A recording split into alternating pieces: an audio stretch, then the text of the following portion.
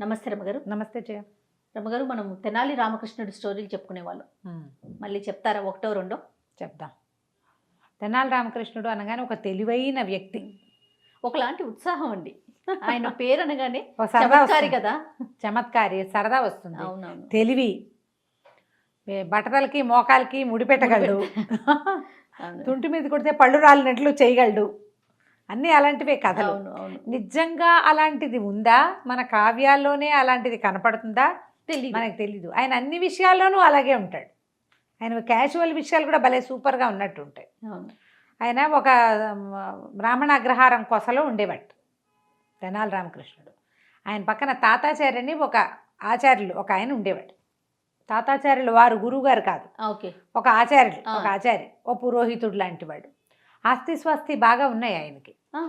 రాయలవారి ఇచ్చినవి ఉన్నాయి, అది ముందు నుంచి వచ్చేవి. ఇప్పుడు ఆయన చేస్తే పని వల్ల డబ్బులు గిబ్బులు ఉన్నాయి. కానీ పరమ పిసినారి. ఎవరైనా ముష్టివాళ్ళు వస్తే వాకిట్లోకి, పక్కింట్లో అడగచ్చుగా, మా ఇంట్లో ఎందుకు అడుగుతామని ముష్టివాళ్ళని రామకృష్ణుడి ఇంటికి పంపించేవాట ఆయన. పిల్లికి బిచ్చం పెట్టడు. ఓకే.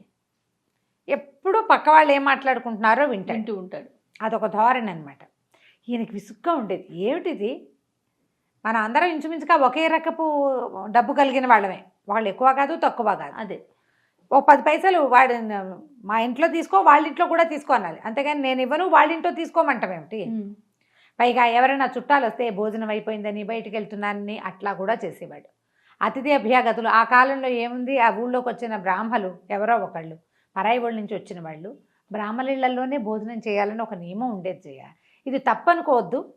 అది ఆ కాలం అట్లా చేసేవాడు. బ్రాహ్మణాగ్రహారం ఎక్కడుందో చూసుకుని, అయ్యా ఈ పూటకి భోజనం కుదురుతుందా అంటే కుదురుతుందని ఎవరైనా అతిథి అభ్యాగతులు బయట నుంచి వచ్చిన వాళ్ళకి భోజనం పెట్టేసేవాళ్ళు. ఎవరైనా వెళ్ళేవాళ్ళండి? ఓన్లీ బ్రాహ్మణులలో వెళ్ళేవాళ్ళు, మామూలు వాళ్ళు కూడా బ్రాహ్మణులకి వెళ్ళేవాళ్ళు. అన్నం దొరుకుతుందంటే ఆ భోజనాల వేళకి వాకిట్లో ఎవరైనా పథికుడు, పాందుడు, యాత్రికులు, బాటసారులు వెళ్తుంటే ఎవరు వెళ్ళినా అన్ని జాతుల వాళ్ళు పెట్టేవాళ్ళు. ఇందులో ఒట్టి బ్రాహ్మలే పెట్టేవాళ్ళని చెప్పట్లా నేను. అదేలేండి. బ్రాహ్మణింటికే కాదు, లేరనుకో, ఏ గొల్లపల్లెల్లోకే వెళ్ళారు అనుకుందాము, అక్కడ వెళ్తే నాయన ఈ పూటకు భోజనం అంటే వీళ్ళు ఏం చేసేవాళ్ళు, అయ్యగారు బియ్యం పప్పు ఇస్తాం మీరు వండుకు తినండి అని ఇచ్చేవాళ్ళు. ఓ పొయ్యి ఏర్పాటు, వాళ్ళకి కాస్త వంట చెరుకు కావాలా, స్వయం పాకం ఇవ్వటం, వండుకునేందుకు ఆసరా. గొడ్ల సావిళ్ళు అవి ఉంటాయా, ఈ గొడ్లు కట్టేసే చోట పశువుల శాల, దానికి ఒక పెడగా ఒక ప్రాంతాన్ని వదిలిపెట్టేసేవాళ్ళు. ఇట్లా ఈ పథికులు ఎవరైనా వంట చేసుకుని తింటారని. అయ్యగారు వంట చేసుకుంటున్నారని అటువైపు తలకాయ తిప్పకుండా. కొంతమంది అయితే ఇంకొంతమంది కొన్ని నాకు తెలిసి 170 ఏళ్ల క్రితం కూడా ఇది జరిగేది. మీరే వండుకొని వండండి ఈ పూట దేవుడికి. వాళ్ళు ప్రతి వాళ్ళు తమ దేవతార్చనని వెంట పెట్టుకుని తిరిగేవాళ్ళు. బ్రాహ్మణులు, వైష్ణవులు కూడా దేవతార్చనకి స్వామికి నివేదన చేస్తే ఆ ప్రసాదం పెట్టండి అయ్యగారు మాకని మిగిలిన జాతుల వాళ్ళు వాళ్ళ దగ్గర నుంచి భోజనం పెట్టించుకునేవాళ్ళు. ప్రసాదం కాలక్రమేణా ఎన్ని పద్ధతులు వదిలేసాం కదా రమ్మగారు. అందులో ఎక్కువ తక్కువలు మేము ఇలా నేను చెప్పగానే మీరు ఎక్కువ మీ ఉద్దేశాలు అని ఇలా పడకూడదు. ఆ కాలం అది కదా. అసలు ఈ కాలంలో వ్యక్తులకి అసలు తెలియదు. అదే ఇలా ఏదైనా చెప్పగానే ఇందులో ఎక్కువ తక్కువ భావాలు లోకి వెళ్ళకూడదు. ఆ కాలం నాటి పద్ధతి ఇట్లాగే చేసేవాళ్ళు. అందరూ దాన్ని గౌరవించేవాళ్ళు. కానీ ఈ రోజుల్లో ఎవరు ఎక్కువ రమ్మగారు? ఎవరికి వాళ్ళే ఎక్కువ. ఎవరు ఎక్కువ కాదు, అప్పుడు కూడా కాదు అప్పుడు కూడా ఎక్కువ తక్కువలు కాదు. ఆ రోజు కాలం అలా ఉండేది. ఆ కాలం నాటి పరిస్థితులు వేరు, సాంఘిక నియమాలు వేరు. ఇప్పుడు మనకు సాంఘిక నియమాలు ఇప్పుడు ఉన్నాయి, ఇప్పుడున్న నియమం వేరు. అవును, ఇప్పటి నియమం వేరు, ఆ కాలం నాటి నియమం వేరు. ఇలా ఎవరైనా భోజనానికి వస్తే వాళ్ళని రామలింగడి ఇంటికి పంపించేసేవాడు ఆయన. వాకిట్లో భోజనం పెడతారంటే తెనాలి రామకృష్ణ కవి గారు వాళ్ళ ఇంటికి వెళ్ళు అంటే ఇప్పుడు ఈయనకు అభ్యంతరం లేదు. కానీ నీ ఇంటికి వచ్చిన వాడికి నీ ఇంట్లో ఎందుకు అన్నం పెట్టవు? పోనీ నువ్వు ఒకటి పెట్టావు నేను రెండో వాడి కాదు, ఎవరు వచ్చినా సరే వీళ్ళింటికి అట్లా చేసేవాడు. అయితే ఎలాగైనా ఈయనకి బుద్ధి చెప్పాలని ఉండేది రామకృష్ణ కవికి. ఒకరోజట ఊరికే యథాలాపంగా బయట నుంచి సూర్యనారాయణ మూర్తిని దండం పెడుతూ, దేవుడా 100 నాణేలు కావాలి ఇప్పించు నాయన, 100కి తక్కువ నాకొద్దు అని దండం పెట్టాడు. తాతాచార్యులు వింటున్నాడు. ఆయనకి అలవాటు కదా, ఆయన వింటున్నాడు. ప్రతిరోజు ఇదే దండం పెట్టేవాట. భగవంతుడా 100 నాణేలు ఇప్పించు, 1 10 తక్కువగా ఇప్పిస్తావేమో, అదైతే నాకొద్దు, 100కి 100 నాణేలు నాకు కావాలనేవాడు. ఈ తాతాచారికి ఏమనిపిస్తుంది అంటే ఆట పట్టిద్దామనిపించింది. రోజు వింటున్నాడు కదా, అదే అదే. వినకపోతే ఏ గోల లేదు. ఈయన వింటున్నాడని ఆయనకి తెలుసు కాబట్టి ఆ డైలాగులు ఆ, అన్నాడు. ఏం చేశాడు, 90 నాణేలు మూట కట్టి రామకృష్ణ కవి గారింట్లో పడేశాడు. ఆ. పడేసేసరికల్లా ఈయన గల్లు మంది చూసుకున్నాడు. ఏమిటో పడింది అన్నాడు. అనేసరికల్లా ఏదో మూటల్లే ఉందండి, డబ్బుల మూటలా ఉంది, ఇదేమిటి మన వాకిట్లో పడింది, ఏ పక్క నుంచి వచ్చిందంటే ఆ పిల్ల ఒకటి ఉంది వాళ్ళకి, అదేమో వాకిట అమ్మ నాన్న తాతాచారి మావయ్య మన ఇంట్లో విసిరేశాడు నాన్న చెప్పేసింది. అంటే మూట వాళ్ళ ఇంట్లో నుంచి ఇక్కడ పడింది. సరే ఊడదీసి చూశారు 90, చకటగా లెక్క పెట్టాడు. 90 నాణేలు ఉన్నాయి. ఏమన్నాడు, దేవుడా నువ్వెంతో గొప్పవాడివి, ఆ 10 నాణేలు కూడా నీకు సమయానుకూలమైనప్పుడు వేసేయి నాయనా మా ఇంట్లో అన్నాడు.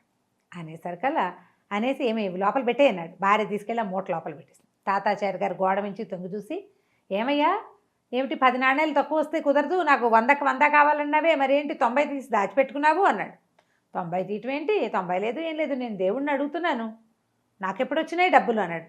తాతాచారి అన్నాడు, అదేంటి ఇప్పుడేగా పడేశాను నేను, 90 నాణేలు నేను పడేస్తే నువ్వు లెక్కెట్టావు, తతిమా 10 ఇవ్వమన్నావు, బ్యాగ్ లోపల పెట్టుకున్నావు సంచి, నువ్వు నిన్నటిదాకా రోజు ఏం చెప్తున్నావు, 10కి 10 తక్కువ ఇస్తే నాకు వద్దో అన్నావు, ఆ 10 తక్కువ అంటూ కూడా నువ్వు ఇవాళ తీసుకున్నావు కదా అన్నాడు. అనేసరికల్లా రామకృష్ణ కవి తయ్యమని లేచాడు ఇంతెత్తున.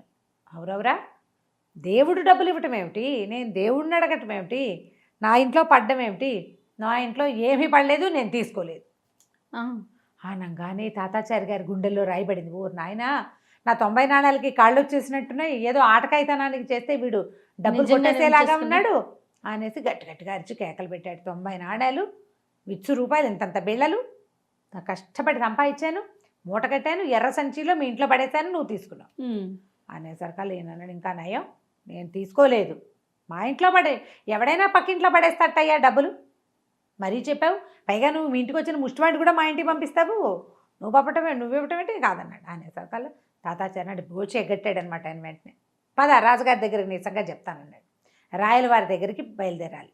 అనేసరికల్లా రామకృష్ణ కవి అన్నాడు, ఇంకా నయం మా గుర్రానికి కాలు విరిగింది నిన్న, నేను నా గుర్రం లేదు, పైగా ఈ మధ్య నేను సభకెళ్ళటం మానేశాను, మంచి పంచెలు ఏమీ లేవని, పంచెలు లేవని మానేశాను, పంచెలు లేవు, గుర్రం లేదు, నేను రానన్నాడు.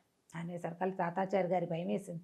ఇవాళ కనుక వదిలేశానా, వేడిలో వేడి ఈ పూట వెళ్తే ఏదైనా అవుతుంది, రేపటికి వాళ్ళ ఇంట్లో సోదా చేయడానికి కూడా ఆ సంచిలు ఇవ్వలేదనుకో, అప్పుడేం చేస్తాను, వీడి ఇంట్లోకి వెళ్ళనీయకూడదు, ఎలాగైనా తీసుకెళ్ళిపోవాలి అని ఆలోచించుకుని మన దగ్గర గుర్రం ఉంది, పంచెలకేముంది మన పెట్టి నిండా లేవు, గబగబా లోపలికి వెళ్ళి ఒక కొత్త పంచె తీసుకొచ్చాడు, ఈ పంచె కట్టుకో, నా గుర్రం మీద ఎక్కువ, మన ఇద్దరం కలిసి వెళ్దామన్నాడు. సరే ఇదేం చేశాడు, ఒంటి మీద ఉన్న అంగాస్త్రం విప్పి అక్కడ పడేశాడు, చక్కగా పంచె కట్టుకున్నాడు.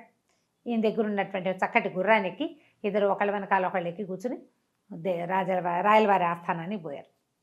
తాతాచారి గారు అంపకంపాలతోటి అరుచుకుంటూ ఈయన రోజు ప్రార్థించేవాడండి. 100కి 10కి తక్కువగా ఇస్తే కుదరదనేవాడు, 10కి తక్కువ ఇస్తే ఏం చేస్తాడో చూద్దామని నేను పడేశాను, 90 తీసుకున్నాడు, లెక్కెట్టాడు, తతిమా 10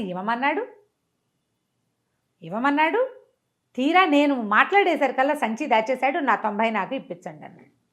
అనేసరికల్లా రామకృష్ణ కవి అన్నాడు, ప్రభు ఈయన మరీ విడ్డూరం అండి, ఇప్పుడు మా ఇంట్లో 90 నాణేలు కావాలంటే వీళ్ళ ఇంట్లో సోదా చేయండి 90 నాణేలు దొరుకుతాయంటాడు, మా ఇంట్లో ఉండవు 90 నాణేలు. అదే కదా, ఇప్పుడు ఈయన రాయలవారి ఆస్థానంలో చిన్న కొలువు చేసుకుని ఏదో ఉద్యోగం చేసుకుని వాళ్ళ తాత తండ్రులు సంపాదిస్తే నేను మాత్రం చేయట్లా ఉద్యోగం, నేను చేస్తున్నా, నాకు ఉంటాయి డబ్బులు, నా డబ్బులు లేకపోలేదు కదా, అసలు ఈయన వరుస చూస్తుంటేనండి నేను ఎక్కువచ్చిన గుర్రము తందే, నేను కట్టుకున్న పంచా కూడా తందేనన్నాడు, అనేలాగా ఉన్నాడండి అన్నాడు. అనేసరికల్లా తాతాచారి గారు తెల్లబోయాడు, అయ్యోయ్యో ప్రభు ఆ గుర్రం నాదే, ఈ పంచ కూడా నాదేనండి అన్నాడు. అనగానే రాయలవారికి ఏమిటి పిచ్చ కింద నీకు, తెనాలి రామకృష్ణుడు ఎక్కువచ్చిన గుర్రం నీదేమిటి, ఆయన కట్టుకున్న పంచ నీదేమిటి, నీకు మతి స్థిమితం తప్పింది, ఒరే తాతాచారి గారిని తీసుకుని ఇంట్లో దింపండి రా అన్నాడు. ఆయన లబో దిబోం అంటున్నాడు, ఈయన మాత్రం తను కట్టుకున్న పంచ తన ఒంటి మీదే ఉంచుకొని తను ఎక్కొచ్చిన గుర్రాన్ని ఎక్కి తాపీగా వెళ్ళిపోయాడు గుర్రం ఎక్కి ఇంటికి. తాతాచారి గారు ఆ తర్వాత ఇంకా నోరు ఎత్తేవాడు కాదు. ఇప్పుడు నోరు తెరిచి రామకృష్ణ కవి మీద ఏదనంటే రాజుగారు పోట్లాడతారు, నమ్మరు కదా ఎవరు, ఇక నమ్మరు కదా. ఇప్పుడు రామకృష్ణ కవి కట్టుకున్న పంచ ఎవరిది అంటే ఏం సమాధానం చెప్పాలి. ఇక ఆ తర్వాత ఎప్పుడు పిసినారితనానికి పోలేదు. తర్వాత కాలంలో కొద్ది రోజులు పోయాక వాళ్ళు ఏదో సమారాధన ఉంటే రామకృష్ణ కవి ఆ 90 నాణేలు తాంబూలంలో పెట్టి తాతాచారి గారికి ఇచ్చేసాడు. ఆయన డబ్బులు ఈయన ఉంచుకుని మోసం చేయాలి, ఇతరుల సొమ్ము ఎందుకు, ఆ, ఆయనకి బుద్ధి రావడానికి చేశారనమాట. మా ఇంట్లో సమారాధన ఉంది, నువ్వు కూడా రా అని పిలిచి ఈయన మొహం మార్చుకున్నాడు. నేను రానంటే కుదరదు, నలుగురితో పాటు వెళ్ళాలి. అప్పుడు ఆ 90 నాణాలు తాంబూలంలో పెట్టి వెనక్కి ఇచ్చేసాడు అనమాట. తర్వాత ఆయన పిసినారితనం మానేశాడు. అందుకే తెనాలి రామకృష్ణ స్టోరీస్ అంత బాగుంటాయి, ఇంట్రెస్టింగ్గా ఉంటే మనకి చెప్పడం కూడా చేత కావాలి, అవునవును, బాగా రావాలి, మనకి చెప్పే విధానం కూడా ఉంటుంది. వస్తే ఇంట్రెస్టింగ్గా ఉంటుంది. చాలా బాగుంది రమ్మగారు. నమస్తే అండి. నమస్తే.